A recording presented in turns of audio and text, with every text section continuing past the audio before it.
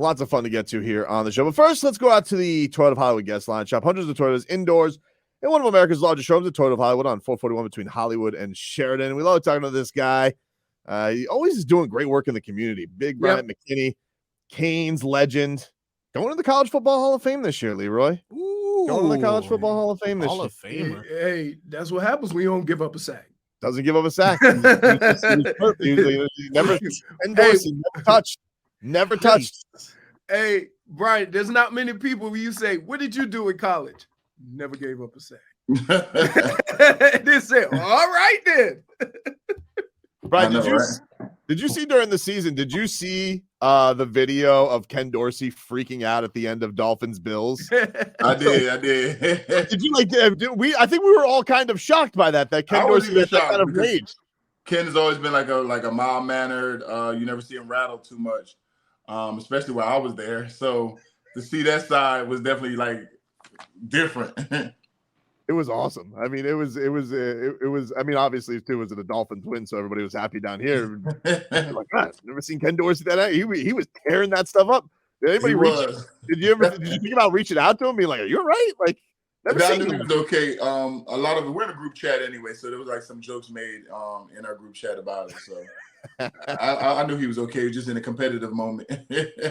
It happens though, man. People don't realize it happens more than you think in sports. Yeah. Like it normally happens with a mild-mannered coach just losing his mind all of a sudden.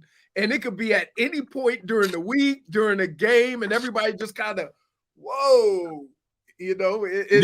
Especially when it's somebody who you don't ever see in that light, and just so happened there was a camera there that caught it. So it just caught a lot of people off guard. Hey, Brian, you know what happened with us? Denny in practice one time lost his mind. He blew the whistle. He said, you know what? Start this over. But you know what? I want to ask you this. You're offensive lineman, and although a lot of times your success is determined by how well you pass rush, I try to tell people that without a good running game, your offensive linemen get mad because it's hard to pass protect on every play without changing it up. And I don't understand, why is there no value in running backs when everybody when we go to the meetings, when we have meetings after a game or during the course of a game, if an offensive lineman is on skates for a whole game, they'll say, we need to run the ball more. And we got away from that. I mean, what do you make of this? Like, just people just ignoring these facts about football that have always existed. Yeah. If the team gets in a rhythm as far as like defensive line and getting a rhythm of pass rushing, and especially if you're on the road and you're down, they already know that you're going to try to throw the ball out to get down the field faster. So if you have a guy on skates, you do have to switch it up or do some play action or something, allow him to run at the defender instead of just, going backwards the whole time. So that's on like the offensive coordinator, somebody, switching it up a little bit. But I think a lot of times people, they don't ever put themselves in the shoes of the player, and they just they just want you to run these plays that they feel like will work. But it's like, but also given the circumstances of possibly being on the road and possibly getting off the ball late or stuff like that, and defensive line can have a rhythm with the cadence of the snap count, things like that. We got to switch things up. And I always communicated when I went back to the huddle, like, oh, he's jumping the count, so that means we need to go on 2 or make it a long, solid count or things like that. But that goes back to communication as well. You got to communicate what you see out there. Right. Like, have you been, how surprised are you with all that stuff's going on with the running backs right now? Like Saquon not, getting a deal that he wants, or Josh Jacobs led the league in rushing, Dalvin Cook not with the Vikings anymore. Like, just this state of star running backs not, I guess, getting the long-term commitment from teams. I just always look at it as business. It'll eventually pan out for somebody, but for me, you got to remember I held out 98 days coming in. So me walking in to the NFL, I was like, all right, this is not college. Everything's about business. So you have to do things that's going to make business sense for yourself as well, because they're going to do it for their organization. How hard was that for you? Like, what went into that, I guess, decision back then? Like, just I mentioned that was difficult, just get things started, and you have to take care of yourself.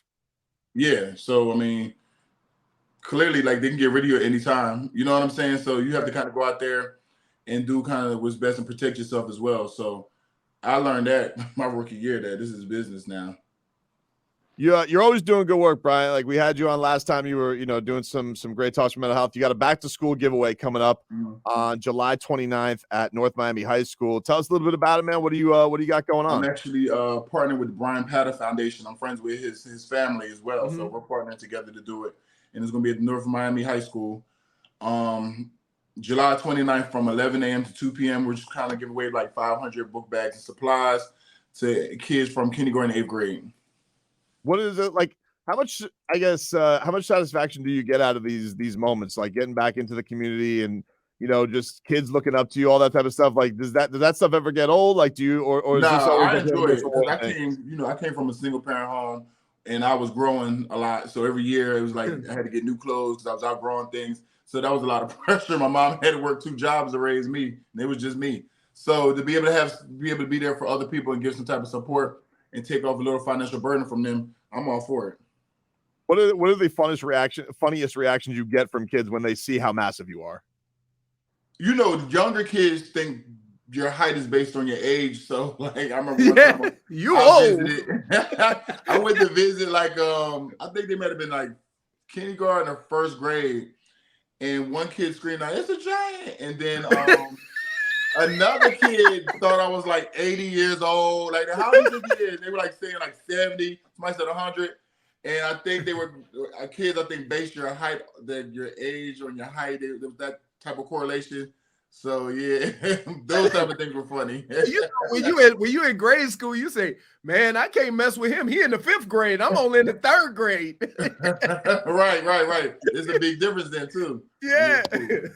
So she coming in at 6'8" and like 300 something pounds. Kids are looking like, and that one kid screaming, "It's a giant!" That was the funniest thing ever. That's all right, because when you walked on the football field, a lot of people were like, "Ooh, you a big boy." But then also, I'm pretty much probably bigger than all their parents, so they correlate that too. As like he's bigger, like I'm bigger than my parents. So all those things. So yeah, I was probably was a giant to them. That's awesome. You are going to the College Football Hall of Fame. I think it's in December is when the induction is. Like, I was in Las Vegas. That's such a cool honor, Brian. Like, you obviously deserve it, but like, how much are you looking forward to getting out there and getting to celebrate? I'm looking forward to it, right? But I'm gonna tell you the funny part is Dwight Freeney is in my class as well, and I remember when we went to the college, like when I won the Outland Trophy, he was in the row like right next to me, and all my highlights was him. So I was like, I hope they don't do that again this year. Like it was so awkward. Seeing him with my highlights, and I looked over, he's like, "Oh," I heard him say like, "Oh gosh," and he put his hand over his head. So it's like, I hope we don't get out there. Like, use some other highlights. Don't use him on my highlight. Did you got out to the Canes Legend Camp this year? Like, what's the buzz around UM going into this year? I know it wasn't a great first year for the Cristobal era, but what's I guess the vibe going into year 2? It just seems like they're pretty like hard working out there, and I feel like that'll eventually like pass on to like more and more of his recruits. So I feel like those guys who were freshmen last year, by the time they get to their junior year, it should be like a thing. And as far as work ethic and going out there and really competing, so I'm looking for the progress. Does he? Go ahead, Leroy. You think I've always asked a lot of players this. When we went to college, right? If you wasn't playing right away, you just work harder. And you just tried to wait. Okay, when it's my turn, I'm gonna be ready to go. So I'm gonna do all the things I need. But now they just transfer. And like I was saying, we didn't have the attitude. I came in with like Clinton Portis and all those guys, and everybody was trying to come in and take people jobs. We didn't care. So it was like we had guys like trying to tell us like to dumb down our play. We like, no, we want to play. So it made everybody better because we were really fighting to take people jobs. And they were fighting to hold on to their job, so that means you have to play harder. Everybody's better. Harder. Yeah, everybody get better, but especially when you played, you had. I don't like it. It's a week out to me to leave and go to another team and feel like you can go there. Like, why you couldn't win here? Right, but the other thing is just imagine.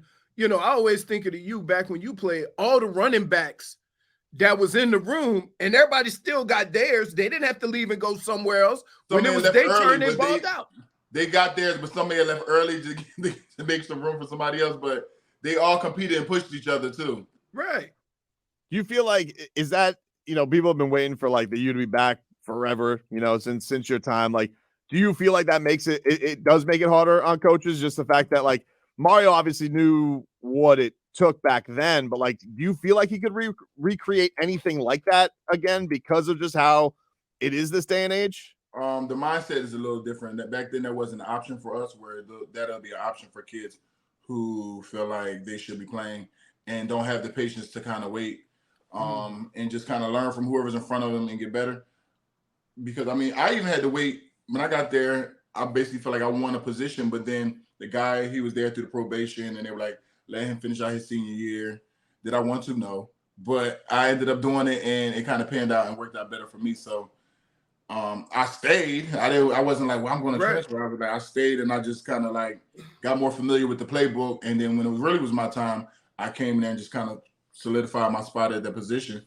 So, I mean, you got to think like that too. I think a lot of these guys think a little short term. I think a lot of them need like more mentors. Well, the problem is that all the people closest to them is telling them what they deserve. That's never done it. Should be getting. But there's never done it before too. It's a lot of that. There's people who've never done it before trying to guide them and tell them what they should be doing. And then a lot of times you got to realize you have this portal where there's a lot of people that go in that portal, but a lot of people don't come out of it either. You hear stories of people who may have had success. There's a lot of people that didn't have success. So don't think jumping in that portal is always going to be a good thing. Do you feel like, I'm sure like when you go to these like legend camps or things, like people, I'm sure like the coaching staff wants you to have the ear or something, because like, do you feel like they, not to make you feel old, but like, do they respect the legend that is Bryant McKinnie, or any of you guys that go back there? Like, does that aura still play the same way to these kids? When the school, I feel like if the school, I think with Coach Cristobal, he keeps it alive as far as the tradition.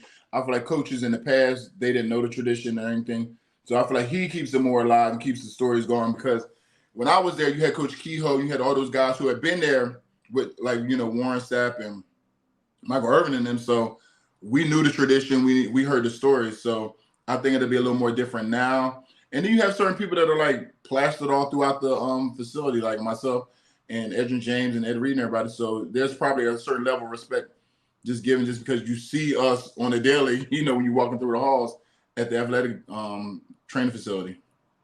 All right, we appreciate it, man. Listen, go check out his back to school giveaway coming up on July 29th, 11 a.m. to 2 p.m. at North Miami High School. Anything else you want to say, Brian, about people getting there or anything? Any other details you want out there? No, we're just trying to give away 500 backpacks and supplies from 11 a.m. to 2 p.m.